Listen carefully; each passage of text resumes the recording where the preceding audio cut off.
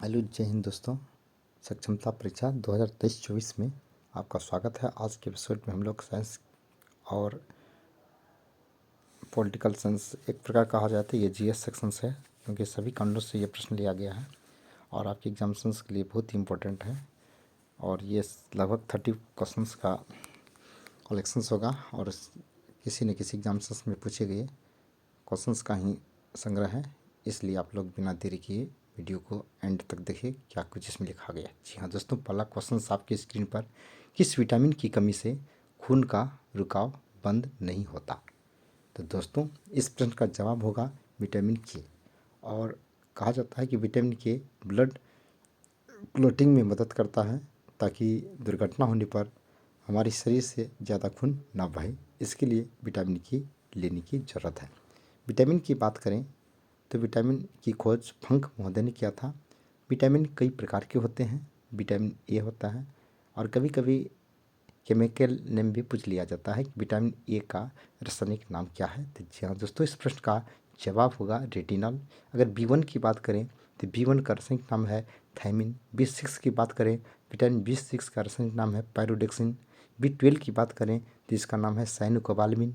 Vitamin C का रासायनिक नाम है एस्कोर्बिक अम्ल। विटामिन डी का रासायनिक नाम पूछे तो कैल्सीफेरॉल। ई का टेकाफेरॉल। इस प्रकार कई प्रकार के विटामिन हैं और इसके केमिकल नेम है और एग्जाम्स में पूछा भी जाता है। और ये भी आप ध्यान रखिएगा कौन सी विटामिन की कमी से कौन सा रोग होता है और ये विटामिन कहाँ से प्राप्त किया जा सकता है। तो आप थोड़ा टेक्स्ट बुक से भी अध्ययन कर लीजिएगा क्योंकि आपके एग्जाम्स अब जटिल होने वाले हैं। अगर बीपीएससी टीआरई 3.0 की बात करें तो एग्जामिनेशंस का लेवल काफ़ी हाई रहेगा। लेकिन जहाँ तक सक्षमता परीक्षा की बात है तो आपको पता होना चाहिए ये एक डिपार्टमेंटल एग्ज़ाम है, तो इसमें क्वेश्चंस जो है मॉडरेट ही रहेगा, ज़्यादा टफ नहीं रहेगी क्योंकि क्वालिफाई करना है। चलिए नेक्स्ट क्वेश्चन आपकी स्क्रीन पर, हिंदी दिवस कब मनाया जाता है? जी हाँ दोस्तों, तो हिंदी दिवस 14 सितंबर को मनाया जाता है।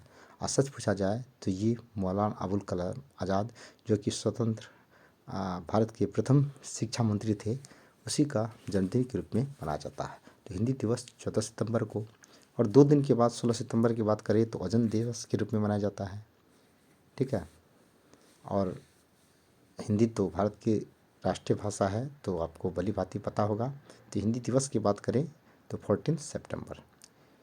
नेक्स्ट क्वेश्चन, संविधान के किस अनुच्छेद द्वारा हिंदी को राष्ट्रभाषा घोषित किया गया है? और भारतीय संविधान के अनुच्छेद 343 में कहा गया है भारत की राष्ट्रभाषा हिंदी, लिपि देवनागरी होगी। इसलिए इस प्रश्न का जवाब होगा आर्टिकल 343, जिसमें हिंदी भाषा को राष्ट्रभाषा का दर्जा दिया गया। और भारतीय संविधान में अगर राष्ट्रीय भाषाओं की बात करें तो कुल 22 भाषा को राष्ट्रीय भाषा के रूप में दर्जा दिया गया है। मूल संविधान में मात्र 14 भाषा था और 21वां संशोधन 1967 ईस्वी में हुआ था जिसमें सिंधी भाषा को जोड़ा गया था। और 71वां संशोधन 1992 की एक्ट के द्वारा नेपाली, कोंकणी, मणिपुरी भाषा को जोड़ा गया। और 92वां संशोधन 2003 ईस्वी में हुआ था जिसमें संथाली, मैथिली, बोडो, डोगरी ये 4 भाषा को जोड़ा गया। इस प्रकार वर्तमान में भारतीय संविधान में कुल राष्ट्रीय भाषाओं की संख्या बढ़कर के 22 हो गया। लेकिन जहाँ तक आपका क्वेश्चन का रहा किस अनुच्छेद द्वारा, किस आर्टिकल के द्वारा हिंदी को राष्ट्रभाषा घोषित किया गया, तो इस प्रश्न का जवाब होगा 343। नेक्स्ट क्वेश्चन, ओलंपिक खेलों की एकल स्पर्धा में स्वर्ण पदक जीतने वाला एकमात्र भारतीय कौन है? तो अभिनव बिंद्रा। तो ओलंपिक खेल प्रत्येक 4 वर्ष पर आयोजित हुआ था और 1896 ईस्वी में यह जो था ओलंपिक खेल एथेंस यूनान में हुआ था और ये प्रत्येक 4 वर्ष पर आयोजित होता है। और इसमें ग्रीष्मकालिक और शीतकालिक दोनों तरह का ओलंपिक खेल होता है। और ओलंपिक खेल का आयोजन कितने वर्ष पर होता है? तो 4 ईयर्स पर होता है। इसके बाद है वर्ष 2016 में ओलंपिक खेल कहाँ हुआ था? तो रियो डी जेनेरी जो कि ब्राज़ील में है। 2016 का जो ओलंपिक खेल हुआ था वो हुआ था रियो डी जेनेरी, ब्राज़ील में। और अंतर्राष्ट्रीय मानव अधिकार दिवस कब मनाया जाता है? 10 दिसंबर को। जी हाँ दोस्तों, 10 दिसंबर को मानव अधिकार दिवस के रूप में मनाया जाता है। और आपको पता होना चाहिए कि मानव का जो है जीने के लिए, मानव को जीने के लिए कुछ अधिकार की ज़रूरत होती है। ये अधिकार मानव के लिए बहुत ही आवश्यक है। ये हमारी मांग है जो हमारे मतलब एक प्रकार कहा जाए व्यक्तित्व के विकास के लिए बहुत ही आवश्यक होता है। ये ह्यूमन राइट्स डे 10 दिसंबर को मनाया जाता है। हरियाणा की कौन सी नस्ल भैंस के लिए प्रसिद्ध है? तो मुर्राह। तो हरियाणा की जो भैंस की जो नस्ल है जो सर्वाधिक मात्रा में दूध देती है वह है मुर्राह। और प्रसिद्ध शीतला माता मंदिर कहाँ स्थित है? तो गुड़गांव दिल्ली में ये माता शीतला माता की जो है प्रतिमा, ये मंदिर है। विशाल हरियाणा पार्टी किसने बनाई थी? तो राग वीरेंद्र सिंह ने विशाल हरियाणा पार्टी बनाई थी। हरियाणा का क्षेत्रफल कितना वर्ग किलोमीटर है? तो 44,212। और बिहार के क्षेत्रफल की बात करें तो बिहार के क्षेत्रफल 94,163 वर्ग किलोमीटर और कहीं कहीं आपको 94,263 वर्ग किलोमीटर देखने को मिलेगा।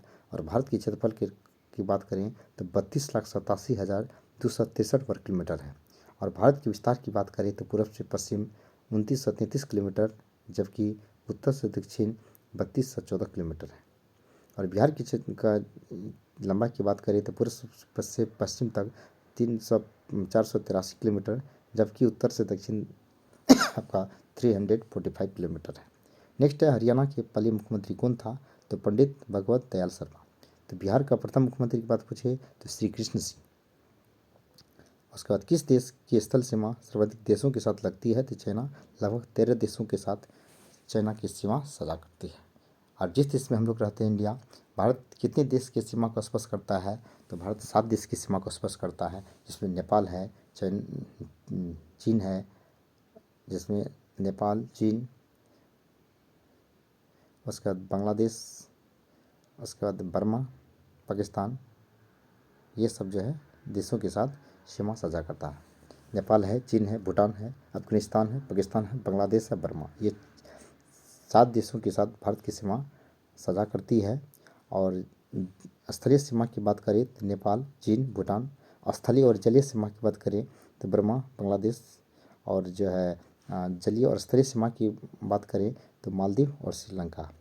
ये पाक जलडमरू मध्य पीओके जो है, ये जो है आपका क्या कहता है भारत और श्रीलंका जो कि जलीय सीमा को साझा करती है, ठीक है ना, ये सब ध्यान रखना पड़ेगा। और भारत और पाकिस्तान और भारत बांग्लादेश के साथ जो है वह जो सीमा रेखा का जो विभाजन है वह रेड क्लिफ। और भारत का सर्वाधिक लंबा सीमा बांग्लादेश के साथ साझा करती है, 4092 किलोमीटर लगभग है। बैरोमीटर के पठान तेजी से गिरावट किस बात का सूचक है? तो इसमें 3 प्रश्न पूछे जाते हैं। बैरोमीटर का पठ्यांक एकाएक नीचे गिरने का मतलब हो गया आंधी। जब बैरोमीटर का पठ्यांक धीरे धीरे नीचे गिरता है तो इसके मतलब होता है वर्षा। जब बैरोमीटर का पठ्यांक ऊपर बढ़ता है तो इससे सूचक होता है कि मौसम साफ, यानी मौसम साफ रहने की संभावना। तो पूछा जाता है ये क्वेश्चंस कि बैरोमीटर का पठ्यांक एकाएक नीचे गिरने का संकेत है तूफान, धीरे धीरे नीचे गिरता है तो वर्षा, ऊपर बढ़ता है तो मौसम साफ।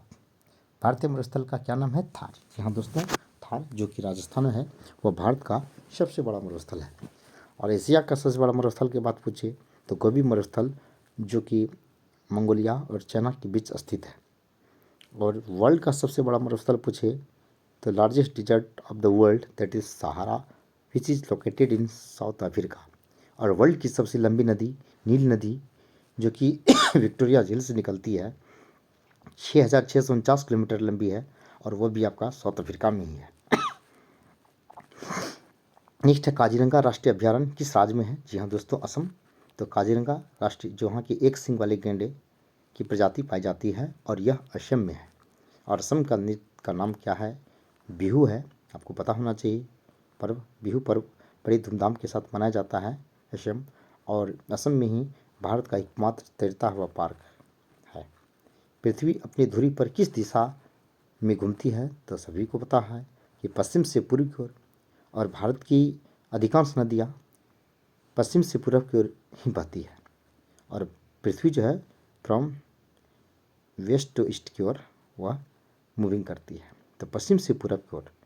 और भारत की कौन सी ऐसी नदी है जो कि पूर्व से पश्चिम की ओर बहती है? कभी कभी एग्जाम्स में पूछा भी जाता है, दैट इज़ नर्मदा। और ये नर्मदा नदी जो है आपका मध्य प्रदेश के अमरकंटक की पहाड़ी से निकलती है। और बिहार की जो सोन नदी है जो कि सोन परियोजना सबसे पुरानी परियोजना है, वह भी मध्य प्रदेश के अमरकंटक की पहाड़ी से निकलता है। उज्जैन किस नदी के किनारे बसा है? ये टीटी 2011 में पूछा गया 6 to 8 में। तो उज्जैन सिपरा, कहीं छिपरा होगा, उस नदी के किनारे स्थित है। और उज्जैन जहाँ की कुंभ मेला लगता है। प्रत्येक 12 वर्ष पर उज्जैन, हरिद्वार, प्रयागराज, ठीक है ना, और जो है ये सब में जो है कुंभ मेला लगता है। 4 जगहों पर कुंभ मेला लगता है। निम्न में से कौन सी धातु बिजली की सबसे अधिक सुचालक है? तो आपको पता होना चाहिए, दैट इज सिल्वर। तांबा और एल्यूमिनियम से भी ज़्यादा सुचालक होता है चांदी। गोबर गैस में मुख्य रूप से क्या पाया जाता है? तो मीथेन गैस पाया जाता है, CH4 पाया जाता है, जिससे पंख गैस कहा जाता है। धान की खेत में भी मीथेन गैस उत्पन्न होती है। नेक्स्ट है, स्वतंत्रता मेरा यह हमारा जन्मसिद्ध अधिकार है और मैं इसे लेकर रहूँगा, किसने कहा?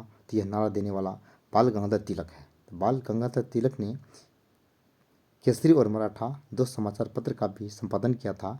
अंग्रेजी भाषा में मराठा और मराठी भाषा में केसरी समाचार पत्र का संपादन किया था।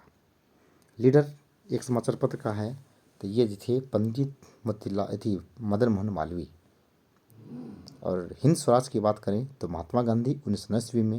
हालांकि महात्मा गांधी ने और बहुत सारी पुस्तक लिखा था, जिसमें इंडियन ओपिनियन काफ़ी महत्वपूर्ण है, जो कि 1940 ईस्वी में साउथ अफ्रीका में लिखा था। नेक्स्ट है आपका हरिजन 1932 ईस्वी में, जबकि नवजीवन 1918 ईस्वी में। राज्यसभा के सदस्यों का चुनाव कितनी अवधि के लिए होता है? तो आपको पता होना चाहिए, राज्यसभा के सदस्य को चुनाव 6 वर्ष के लिए। अगर पूछे तो राज्यसभा का कार्यकाल कितने वर्ष का होता है, तो कहा जा सकता है कि राज्यसभा एक अस्थायी सदन है जो कभी भंग नहीं होती है। इसलिए राज्यसभा के सदस्य पूछे तो 6 वर्ष, और राज्यसभा के सदस्य का कार्यकाल 6 वर्ष का होता है, और 2/3 सदस्य प्रत्येक 2 वर्ष पर हटाए जाते हैं, जिसके जगह पर नए सदस्य को चुना जाता है। और राज्यसभा एक अस्थायी सदन है। जब लोकसभा का पूछे तो लोकसभा संसद का प्रथम और निम्न सदन है और 5 वर्ष तक के लिए चुना जाता है, और लोकसभा का सदस्य भी 5 साल के लिए। और अभी जो 16वीं लोकसभा है, जिसके अध्यक्ष हैं ओम बिड़ला। प्रथम लोकसभा की बात करें तो प्रथम लोकसभा 1952 ईस्वी में गठित हुआ था, जिसका अध्यक्ष था गणेश वासुदेव मावलंकर। प्रथम लोकसभा के अध्यक्ष थे गणेश वासुदेव मावलंकर, और 16वीं जो वर्तमान में लोकसभा है वे है ओम बिड़ला। ठीक है, तो लोकसभा संसद का प्रथम और निम्न सदन है, जबकि राज्यसभा संसद का द्वितीय और उच्च सदन है, और ये स्थायी सदन है। नेक्स्ट है, हिंदी भाषा की लिपि कौन सी है? जी हाँ दोस्तों, हिंदी और संस्कृत भाषा दोनों की लिपि का नाम है देवनागरी। अंग्रेजी भाषा की लिपि की बात करें तो रोमन, ठीक है ना, और सिख भाषा की लिपि की बात करें तो गुरुमुखी। और हमारी आकाशगंगा का नाम क्या है? तो दुग्ध मिथिला, जिसको मिल्की भी कहा जाता है, वो हमारी आकाशगंगा है। हिंदी भाषा का पहला समाचार पत्र कौन है? तो हिंदी भाषा का पहला समाचार पत्र जो है उदंत मार्तंड है। और बिहार का पहला साप्ताहिक हिंदी समाचार पत्र पूछे तो इस प्रश्न का जवाब होगा बिहार बंधु, जो कि बिहार शरीफ से इसका प्रकाशन हुआ था। बिहार का पहला दैनिक हिंदी समाचार पत्र पूछे तो इस प्रश्न का जवाब होगा दैनिक समाचार पत्र, हिंदी समाचार पत्र पूछे तो सर्वहितैषी। और प्रथम बिहार का साप्ताहिक अंग्रेजी समाचार पत्र पूछे तो द बिहार हेराल्ड 1875 ईस्वी में गुरु प्रसाद सेन के द्वारा। और दैनिक अगर अंग्रेजी समाचार पत्र पूछे तो दैनिक हिंदी समाचार पत्र, चलिए जो भी हो देख लीजिएगा। नेक्स्ट है, तुलसीदास कृत रामचरितमानस हिंदी भाषा की किस बोली में लिखी गई है? तो यह है अवधी भाषा में। हरियाणा के राजकवि कौन कहलाते हैं? उदय भानुहंस, यानी उदय भानुहंस हरियाणा के राजकवि के रूप में जाना जाता है।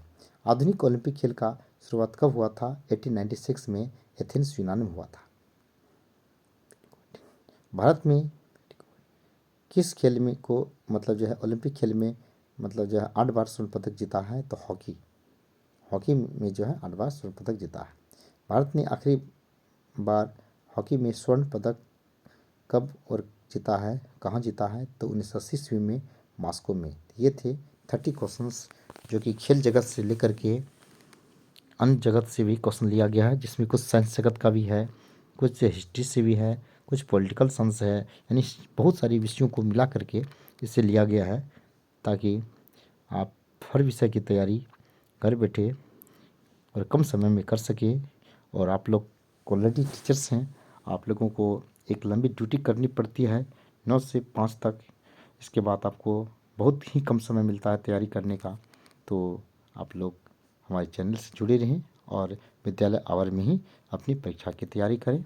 और बाद बाकी रिवीजन के लिए आप अपने घर में जो बचे जो रिक्त समय है, खाली समय है, उसका इस्तेमाल कीजिए। फिर अगले दिन हम लोग नई वीडियो लेकर के आएंगे। तब तक के लिए धन्यवाद। Have a nice day everyone. Thank you.